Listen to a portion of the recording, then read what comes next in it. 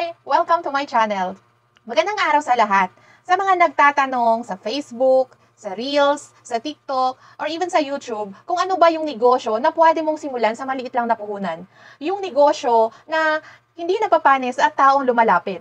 Yung negosyo na kahit sa OFW, sa empleyado, sa mga housewife, sa negosyante, even sa estudyante at mga tambay, paano ba ito sisimulan? Panoorin mo to, kaibigan. Baka makatulong to sa'yo. At kung sa tingin mo makakatulong to sa'yo, don't hesitate to contact me sa aking Facebook account at sa mga number na nakikita mo sa aking screen. My name is Danes Batisanan and I am one of the business consultant of Unified, Entrep Hub, and Wealthy Lifestyle. So, dati akong private nurse sa isang palasyo sa UAE, and as an OFW, after my contract, umuwi ako ng Pilipinas. Kaya lang, wala pang 2 buwan, yung inipon ko ng 2 years sa abroad, ubos na. Kaya nag-decide ako na pumunta na naman ng ibang bansa, bumalik sa abroad, and that time napunta naman ako ng Hong Kong. So, nagtrabaho ako sa Hong Kong as a domestic helper for 3 contracts. So, 3 kontrata po ang natapos ko. And napagod na din po sa pagiging OFW, pabalik-balik sa abroad na wala din namang yan nangyayari sa buhay ko. Kaya nag-decide ako na mag-business. So, naganap ng opportunity, nakita ko yung negosyong to sa Facebook. Alright, so sa post ng isang itong tinatawag kong anghel ng buhay ko, Ma'am Shimi, siya po yung sponsor ko. And na-met ko din po dito yung CEO ng company, Mr. Emmanuel Pascual. So, sila po yung tumulong sa akin para mabago po yung mindset ko from unemployment mindset, magiging negosyanteng mindset na. So, eto, welcome po sa Unified Products and Services. This is a global business for global community. Ito po yung ating orientation for new entrepreneurs. So, di ba, may mga pangarap po tayo. Ako, nangarap po ako na magkaroon ng bahay at lupa, and of course, sasakyan, malaking savings, and travel. So, itong mga pangarap na to, presyohan po natin para, of course, makuha po natin. So, presyohan natin lahat. Ang total nito is 10.8 million. So, okay lang ba na ganito kalaki yung pangarap natin? Diba? Sobrang laki. So, ngayon may mga paraan para makuha yung mga pangarap na to. Unang-una, ito yung mindset sa atin ng mga magulang natin, maging empleyado. Diba? So, ipagpalagay natin, nakaka 10,000 monthly tayo na salary, and in 12 months, in 1 year, meron tayong 120,000 pesos na income. So, in 30 years, kasi usually, as an employee, 30 years ang pagtatrabaho hanggang mag-retire, so, magkakaroon tayo ng 3.6 million. Kaya lang, buo pa po ito kapag hindi natin ginagastos yung income natin. Tama po ba? So, meron din naman tayong alam na mga malalaki yung sahod, sila po yung nagsasahod ng 100,000 a month. So, in 12 months or in 1 year, meron silang 1.2 million. Ngayon, in 3 years time, meron din silang 3.6 million. So, pareho, ganon din kalaki. Kaya lang, pinagkaiba nila yung oras. Mas maiksi ang panahon na makuha mo yung malaking milyon mo kapag malaki yung sinasahod mo. Pero kapag hindi naman, malabo pong makuha yung mga pangarap natin kanina. So, may pangalawa pa tayong paraan para makuha yung pangarap natin. Ito yung mga traditional business. Katulad po ng mga sari-sari store. So, alam naman natin na sa isang negosyo, may prinsipyo yan. Principle of capital, pag maliit ang capital, maliit din yung potential income. Pag malaki yung capital, malaki din yung potential income. Pag walang capital, huwag kang mag-expect na may income. Sa example po sa sari-sari store, kapag nag-start ka ng 50,000, ito yung inventory capital mo, times 20% na markup or patong mo, magkakaroon ka ng 10,000 income per month. Kaya lang, magiging buo lang ito kapag hindi mo kinukuhanan yung income ng tindahan mo. At may mga risk factors po sa pagiging sari-sari store or traditional business owner. Una po yung calamity. Alam naman po natin kapag may sunog, lindol, baha, or kung ano-ano pang mga kalamidad, sarado yung negosyo natin. Number 2 is human factor. Yung kapag may hiner kang bantay, tapos binabantayan ka din, at nagbabantayan kayong dalawa.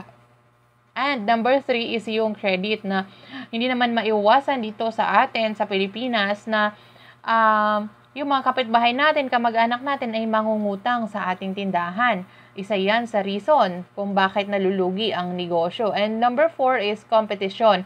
Ito yung tipong kapag maganda yung negosyo mo, kinokopya ng kapitbahay mo, okay, hanggang sa mahahati na yung mga customer mo. So, yan po yung mga risk factors kapag nag-traditional business po tayo. So, hindi assurance na makuha yung mga pangarap kapag nag-trad business ka. Okay, so number 3, meron pa tayong alam, ito yung tinatawag na law of leverage. So ano naman ito? Ito yung sikreto ng mga mayayaman. Ito yung ability to multiply yourself, to your time, your effort through other people. Katulad po ni SM. Sino po yung may-ari ng SM? Si Henry C. Si Henry C nag-hire ng 1,000 employees. At palagay natin may 10 SM branches siya. So, may 10,000 employees siya at nagtatrabaho sila ng 8 hours per day or mahigit pa. So, kung 8 hours a day ang trabaho ng bawat empleyado, may 80,000 hours a day na nagagawa para kay Henry C. Kasi kung si Henry C lang mag-isa, hindi niya kakayanin na magkaroon ng 80,000 hours kasi kahit anong gawin natin, 24 hours lang talaga ang nabibigay or sa isang tao. Okay, ngayon, may dalawang klase ng leverage marketing. Una po itong franchising. If familiar po tayo sa mga franchising business, ito po yung binibili yung franchise. So, ito yung mga taong walang idea sa pagnenegosyo, walang concept, walang sistema, walang skills, pero may perang pambili ng franchise. Okay, katulad ng McDonald's. So, ang McDo is a franchising business and alam naman natin na napakadami ng mga branches ng McDo at open for franchise din po ito. Maganda ang kitaan sa McDo kasi may 1 million income sila per month. Pero, kailangan ng 15 million na franchise fee sa McDo. Kung wala naman tayo niyan, huwag kang mag-alala kasi meron pa tayong isa. Ito yung multi-level marketing na katulad din po ng franchising. So, ito yung ginagawa ng mga taong walang idea, walang concept, walang system, at wala din skills, at wala din enough money, pero gustong-gusto magsimula ng negosyo. So, katulad dito sa ating negosyo na ipepresent mamaya.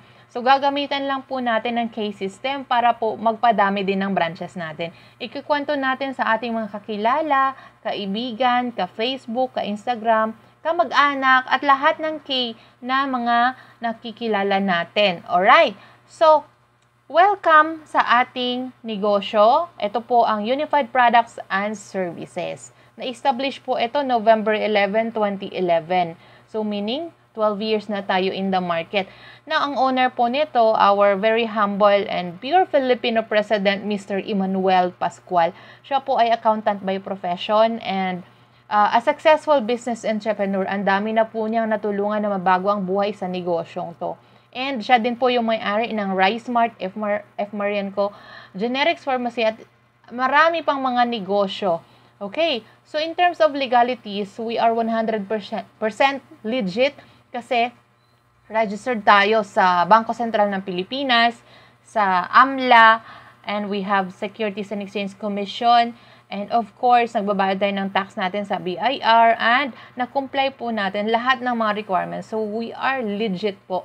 And of course, may mga awards din po yung company natin na natatanggap mula sa ating mga ka-partners. And eto din po, isa sa ating partner, ang USSC or yung under kay Western Union. Okay, and iba pang mga bangko dito sa Pilipinas. And kasama din po yung ating presidente sa naimbitahan sa Post-SONA Economic Briefing 2022 na ito po ay mga financial institutions ang kasali. So, dahil ang Unified ay isang financial institutions, kaya kasali tayo dito.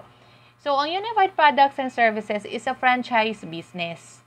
Now, we are offering a one-stop shop business. So, ano-ano ba ito? Unang negosyo mo, kapag ikaw ay nag-franchise sa Unified, magkakaroon ka ng remittance business. Nakatay up po natin ang Cebuana, Western Union, mga bangko like Security Bank, BDO. We have also international remittance na iRemit. Mayroon na rin po tayong GCash, BPI, and eCash Pay. Itong eCash Pay, ito yung sarili nating remittance. Alright? So, aside from that, magkakaroon ka din po ng bills payment or automatic magiging bayad center ka na sa lugar nyo. So, pwedeng magbayad sa'yo yung mga kapitbahay mo or mga tao na sa lugar ninyo ng kanilang mga bills sa PLDT, sa Smart Signal, or even sa electric bill nila, Meralco, and many more. So, lahat mga bills na binabayaran natin monthly, pwede na po natin bayaran sa ating unified system. Now, meron din po tayong loading na lahat po ng telcos ay pwede natin loadan. And hindi lang po local ang ating loading, we also have international in Singapore, in Dubai, in Hong Kong, and marami pa pong iba. Alright? So, aside from that, meron din po tayong travel and tours na pwede tayong mag-book ng mga tour packages local and international. Alright? So, alam naman natin na ang negosyong travel and tours ay boom na boom dito sa Pilipinas. Of course, kasama na din po dyan ang airline ticketing na kapag ka ikaw pumunta ng airport, ang dami-dami pong nagta-travel every day. So, partner po natin, 406 airlines, local and international. Andyan si Philippine Airlines, Cebu Pacific, AirAsia, and marami pang iba. And kasama na din sa maging negosyo mo ang shipping lines na kapartner natin si TransAsia, Togo, Travel, and FastCat. And may kasama din po tayong insurance. So, itong insurance na ito, pwede po natin itong ibenta. Meron po tayong health insurance under sa MaxiCare, and we have accidental insurance under kay Malayan and FPG Insurance. So, meron din po tayong marketplace na lahat ng mga products po natin na mga cosmetics, bigas, and mga wellness products ay mabebenta din po natin online at pwede tayong kumita. And ang pinakabago ngayon ay ang frozen products natin na sobrang patok naman ito, no, na pang home-based business. Okay? So, mayroon din tayong tinatawag na drop shipping na pwede po natin ipa-order yung mga products natin, and kahit hindi po dumaan sa atin ay pwede na po tayong kumita kasi sila na po ang magde-deliver doon sa mga customer natin. Okay? So, ang payment center natin, ito po yung sample sa mga payment center na na-open po natin. So, actually, we have more than 100 na branches na in-open nationwide. At marami pong nagpa-franchise nito ng mga OFWs. So, ang franchise fee nito ay nagkakahalaga ng 599,000 pesos. Pero, ang good news niyan, kasi 219,998 na ngayon kasi naka-promo po tayo. Okay? So, sobrang ganda ng offer ng company natin. So, sa mga wala namang 200,000 mahigit, don't worry kasi pwede mo namang simulan yung negosyo sa maliit na puhunan lang. Good news yan. Kasi, pwede kang magkaroon ng negosyo sa bahay mo lang. Home-based business ang tawag po natin. Okay, nagamit lang yung cellphone mo, ang halagang 16,998 ay pwede ka na pang makapagsimula ng negosyo na mga na-discuss ko kanina. Yung 16,998 mo, ano yung kapalit or ano ang inclusions nito? Magkakaroon ka ng home-based business, na remittance, bills payment, loading, ticketing, hotel booking, travel and tours, insurance, and many more. Kasama po yan sa ipa-franchise mo. Kasama yan sa ilalabas mo sa 16,998. Yan yung kapalit. And that is a lifetime business. And kasama na din po dyan ang 110,000 personal accident under kay Malayan Insurance. And meron din pong business kit or marketing materials na flyers and tarpaulin. And may kasama din po itong wellness products. So, 'di ba? Naglabas ka ng 16,998, may lifetime services ka na negosyo, may products ka pang makukuha. And kasama din po sa inclusions ang training. Libre po yung training na ituturo po sa atin kung paano po gawin yung negosyo po natin. Okay? And paano naman kumita sa negosyo natin? Of course, alamin natin how to earn in our business. So, una po, kita tayo through retail profit.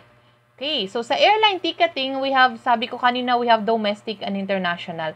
Sa domestic or local flights, pwede tayong kumita ng 500 pesos per way per ticket per person. So, kung may 20 person kang na-book in a month, okay lang na magkaroon ka ng extra income na 10,000 pesos? Yes, okay na yan. Kahit sa bahay ka lang, pwede mo yung gawin.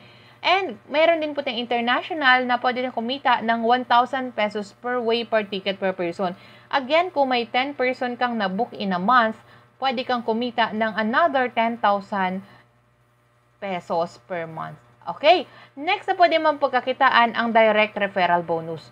So, dito sa direct referral bonus natin, lahat ng mga na-referral natin ng business, kapag sila po ay nag-franchise sa company, bibigyan ka po ng 1,000 each franchisee. Okay? Na-refer mo lang sa kaibigan mo, sa kamag-anak mo, magkakaroon ka ng 1,000. Kung may 4 yan, meron kang 4,000. Kung may 10 yan, meron kang 10,000 pesos. Alright? So, may tinatawag din tayong sales match bonus na kapag ka na-detect ng system na meron ka ng left sales group and right sales group, bibigyan ka ng company ng 1,500, 1,500, 1,500, 1,500. Okay, so may safety net po tayo na 36 matches per day. So, pwede kang kumita ng 54,000 a day or 1.6 million per month. Alright? So, may tinatawag din tayong OLMB na kapag ka ang ating business partner or na-refer na friend natin ay kumikita, lahat ng income niya, meron tayong 10%. So, kung kumita siya ng 1.5, tayo ay magkakaroon ng 150, 150, 150. Okay, hindi na ikaw ang nag-effort pero meron ka pa rin 150 pesos. So, since may 36 matches siya per day, pwede kang kumita ng 5,400 per day. And in 1 month, pwede kumita ng 162,000 pesos per month. Alright? So, may tinatawag din tayong residual income na lahat ng mga business partners po natin, every time na nagtatransact po sila, magkakaroon po tayo ng residual income. Sa remittance piso, sa ticketing 10 pesos and 25 sa international. Pag nagbenta sila ng insurance, may 1 peso tayo. Pag nagbabayad naman sila ng bills, mayroon tayong 50 centavos. So, para mas maintindihan mo, ikaw yung nasa taas at lahat ng business partners mo na nasa baba, lahat ng transactions nila ay ikaw ang kumikita. Okay? Maganda po ba? Or sobrang ganda ang negosyo natin. Next to that, we have MLM income. Na lahat ng mga products na binibili natin may corresponding yan na points. Okay, and of course, tataas yung rank mo at magkakaroon ka ng mga rebates and overriding commission and of course, leadership bonus and profit sharing. Okay, so may pa-incentive din po yung ating company. We have the travel car incentive and cash incentive. So, sa travel incentives po, may mga travels po tayo kasama po ang ating management and of course, our very own CEO, ang president ng company. So, local and international po ang mga pa-travel incentives ng ating company. And we also have the car incentives na marami na po ang nakakuha ng mga sasakyan nila sa halagang 16,998 na nilabas nila. Ito na yung kapalit ngayon. Okay? So, of course, ang dami po nila. So, hindi na po natin yan maisa-isa. Okay? So, ito po ang iilan sa mga nagkaresulta na dito. Okay? Sobrang dami po. Alright. So, kung interested ka na magsimula sa negosyong ito, i-contact mo ako para matulungan kita or ma-assist kita. Thank you and God bless.